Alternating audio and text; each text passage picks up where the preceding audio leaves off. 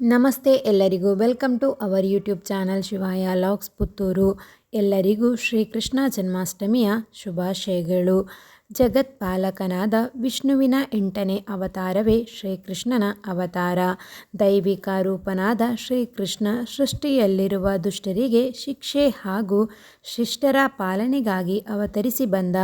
ಭಾದ್ರಪ ಮಾಸದ ಕೃಷ್ಣ ಪಕ್ಷದ 8ನೆಯ ದಿನ ಕೃಷ್ಣನ ಜನನವಾಗುತ್ತದೆ. ಇದೇ ದಿನದಂದು ಶ್ರೀಕೃಷ್ಣ ಜನ್ಮಾಷ್ಟಮಿ ಎಂದು ಆಚರಿಸಲಾಗುತ್ತದೆ. ದಕ್ಷಿಣ ಭಾರತದಲ್ಲಿ ಕೃಷ್ಣ ಶ್ರಾವಣ ಮಾಸದಲ್ಲಿ ಜನಿಸಿದ ಎಂದು ಹೇಳಲಾಗುತ್ತದೆ. ಉತ್ತರ ಭಾರತ ಹಾಗೂ ದಕ್ಷಿಣ ಭಾರತದಲ್ಲಿ ಮಾಸಗಳ ವ್ಯತ್ಯಾಸವಿದೆ. ಆದರೆ ಕೃಷ್ಣ ಜನ್ಮಾಷ್ಟಮಿಯನ್ನು ಒಂದೇ ದಿನ ಆಚರಿಸಲಾಗುತ್ತದೆ. ಪವಿತ್ರ ಹಬ್ಬಗಳಲ್ಲಿ ಒಂದಾದ ಕೃಷ್ಣ ಜನ್ಮಾಷ್ಟಮಿಯ ಹಿಂದಿರುವ ಕಥೆ ಮತ್ತು ವಿಶೇಷತೆಯನ್ನು ನೋಡುವ. ಮಧುರ ರಾಜನಾದ ಕಂಸನು ದಬ್ಬಾಳಿಕೆ ರೂಪದಲ್ಲಿ ಆಳ್ವಿಕೆ ನಡೆಸುತ್ತಿದ್ದ. ಅವನ ದಬ್ಬಾಳಿಕೆಯಿಂದ ಜನರು ಆತಂಕದಿಂದ ಜೀವನ ನಡೆಸುತ್ತಿದ್ದರು. ಆದರೆ ಕಂಸ ತನ್ನ ತಂಗಿ ದೇವಕಿಯನ್ನು ತುಂಬ ಪ್ರೀತಿಸುತ್ತಿದ್ದ. ನಂತರ ಅವನು ದೇವಕಿಯನ್ನು ವಸುದೇವನ ಜೊತೆಗೆ ವಿವಾಹ ಮಾಡಿಸುತ್ತಾನೆ. ವಿವಾಹದ ನಂತರ ದಂಪತಿಯನ್ನು ವಸುದೇವನ ಮನೆಗೆ ಕರೆದುಕೊಂಡು ಹೋಗುವಾಗ, ಹೇ ಮೂರ್ಖ ಕಂಸ, ಸಾವಧಾನ, ದೇವಕಿಯ 8ನೇ ಪುತ್ರ ನಿನ್ನ ಮೃತ್ಯುವಿಗೆ ಕಾರಣನಾಗುವನು ಎಂದು ಆಕಾಶವಾಣಿಯೊಂದು ಕೇಳುತ್ತದೆ. ಇದನ್ನು ಕೇಳಿದ ಕಂಸ ಕ್ರೋಧಿತನಾಗಿ ದಂಪತಿಯನ್ನು ಸೆರೆಮನೆಗೆ ತಳ್ಳುತ್ತಾನೆ. ನಂತರ ದೇವಕಿ ಹಾಗೂ ವಸುದೇವನಿಗೆ ಹುಟ್ಟಿದ ಎಲ್ಲ ಮಕ್ಕಳನ್ನು ಕೊಂದು ಹಾಕಲು ನಿರ್ಧರಿಸುತ್ತಾನೆ. ಸಮಯ ಕಳೆದಂತೆ ದೇವಕಿ ಹಾಗೂ ವಸುದೇವನಿಗೆ ಮೊದಲ ಮಗು ಹುಟ್ಟಿತು. ಈ ವಿಷಯ ತಿಳಿದ ಕಂಸ ಕಾರಾಗೃಹಕ್ಕೆ ಬಂದ. ದೇವಕಿಯ ಮಗು ನೋಡಿದ ಕಂಸ ಮಗುವನ್ನು ಎಳೆದು ಕಾರಾಗೃಹದ ಗೋಡೆಗೆ ಅಪ್ಪಳಿಸಿ ಕೊಂದು ಹಾಕಿದ. ಇದೇ ರೀತಿ ಕಂಸ ದೇವಕಿಯ 7 ಶಿಶುವನ್ನು ಕೊಂದು ಹಾಕುತ್ತಾನೆ. ಸಮಯ ಕಳೆದಂತೆ ಒಂದು ರಾತ್ರಿ ಮಿಂಚು ಗುಡುಗು ಸಮೇತ ಜೋರಾಗಿ ಮಳೆ ಸುರಿಯುತ್ತಿದ್ದು, ಆಗ ಕಾರಾಗೃಹದಲ್ಲಿ ದೇವಕಿಯ 8ನೆಯ ಮಗು ಜನಿಸಿತು. ಆ ಶಿಶು ನೋಡಲು ಸುಂದರ ಹಾಗೂ ಉದ್ದವಾಗಿತ್ತು. ಅದರ ತೇಜದಿಂದ ಕಾರಾಗೃಹದ ಕರಾಳ ಕೊಠಡಿ ಪ್ರಕಾಶಮಾನವಾಯಿತು. ಆ ಬಾಲಕನ ಕಣ್ಣು ಅತ್ಯಂತ ತೇಜದಿಂದ ತುಂಬಿತ್ತು. ಮುಗ್ಧವಾದ ಶಿಶುವನ್ನು ನೋಡಿದ ವಸುದೇವ ಈ ಮಗುವನ್ನು ಉಳಿಸಲೇಬೇಕೆಂದು ವಿಷ್ಣುವನ್ನು ಧ್ಯಾನಿಸಿದ. ವಸುದೇವ ಧ್ಯಾನಿಸುತ್ತಿದ್ದಂತೆ ಕಾರಾಗೃಹದ ಬಾಗಿಲು ತೆರೆಯಿತು. ಇದರಿಂದ ದೇವಕಿ ಹಾಗೂ ವಸುದೇವನಿಗೆ ಆಶ್ಚರ್ಯವಾಗುತ್ತದೆ. ತಕ್ಷಣವೇ ವಸುದೇವ ಬಾಲಕನನ್ನು ಎತ್ತಿಕೊಂಡು ನಗರದ ಹೊರಗೆ ಹೋಗಲು ತಯಾರಾದ.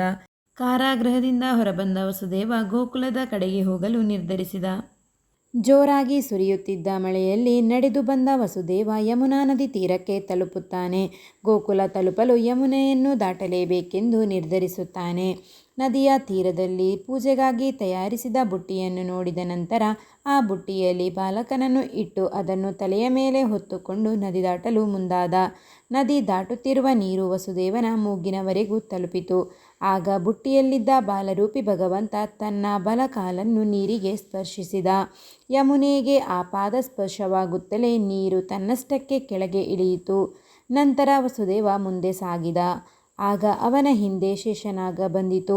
ಅದರ ಹೆಡೆಯಿಂದ ಆ ಹಾವು ಬುಟ್ಟಿಯ ಮೇಲೆ ಛತ್ರದ ರೂಪದಲ್ಲಿ ವಸುದೇವನ ಹಿಂದೆ ಸಾಗಿತು.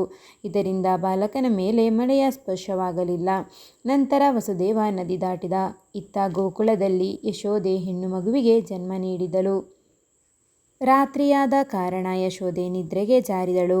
ಆಗ ಗೋಕುಲ ತಲುಪಿದ ವಸುದೇವನಿಗೆ ಮಗು ಅಳುವುದರ ಸದ್ದು ಕೇಳಿಸಿತು. ಆಗ ವಸುದೇವ ಅಳುವಿನ ಧ್ವನಿಯನ್ನು ಹಿಂಬಾಲಿಸಿ ನಂದನ ಮನೆಗೆ ಹೋದ. ಅಲ್ಲಿ ನಿದ್ರಾವಸ್ಥೆಯಲ್ಲಿದ್ದ ಯಶೋದೆ ಹಾಗೂ ಅವಳ ಹೆಣ್ಣು ಮಗುವನ್ನು ನೋಡಿದ. ನಂತರ ವಸುದೇವ ಅವಳ ಹೆಣ್ಣು ಮಗುವನ್ನು ನೋಡಿದ. ಕಂಸನು ಹೆಣ್ಣು ಮಗುವನ್ನು ಕೊಲ್ಲುವುದಿಲ್ಲ ಎಂದು ತಿಳಿದು ತನ್ನ ಮಗುವನ್ನು ಯಶೋದೆಯ ಬಳಿ ಇಟ್ಟು ಅವಳ ಮಗುವನ್ನು ಬುಟ್ಟಿಯಲ್ಲಿ ಹೊತ್ತು ಕಾರಾಗೃಹಕ್ಕೆ ಮರಳಿದ. ವಸುದೇವ ಕಾರಾಗೃಹಕ್ಕೆ ಬರುತ್ತಿದ್ದಂತೆ ಕಾರಾಗೃಹದ ಎಲ್ಲ ಬಾಗಿಲುಗಳು ಮತ್ತೆ ಮುಚ್ಚಿದವು.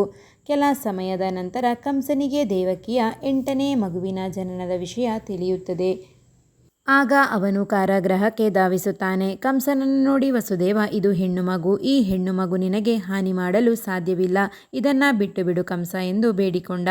ಆದರೆ ಕಂಸ ವಸುದೇವನ ಮಾತು ಕೇಳಲಿಲ್ಲ. ನಂತರ ಮಗುವನ್ನು ಎತ್ತಿಕೊಂಡು ಗೋಡೆಗೆ ಅಪ್ಪಳಿಸಲು ಮುಂದಾದ. ದುರ್ಗಾದೇವಿಯ ರೂಪವಾದ ಆ ಮಗು ಅವನ ಕೈಯಿಂದ ತಪ್ಪಿಸಿಕೊಂಡು ಆಕಾಶಕ್ಕೆ ಹಾರಿತು.